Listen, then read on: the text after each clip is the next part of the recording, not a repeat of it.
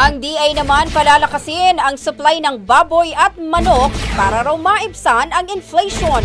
Si Brigada Jigo Custodio sa detalye, ibrigada mo! Brigada Live Report. Paiigtingin ng Department of Agriculture ang mga hakbang upang tugunan ang tumataas na presyo ng pagkain, lalo na sa baboy, manok at isda, kasunod ng bahagyang pagtaas ng inflation noong Hunyo. Ayon sa datos ng PSA, umakyat sa 1.4% ang inflation mula sa 1.3% noong Mayo.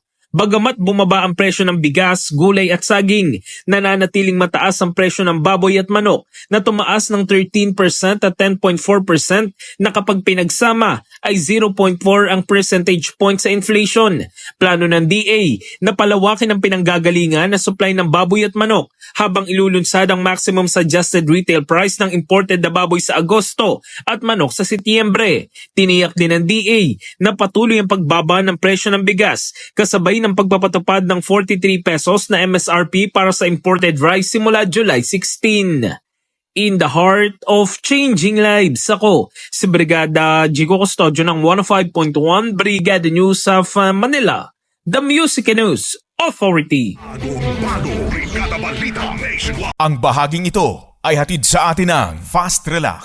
Tanggal ang sakit, ora mismo.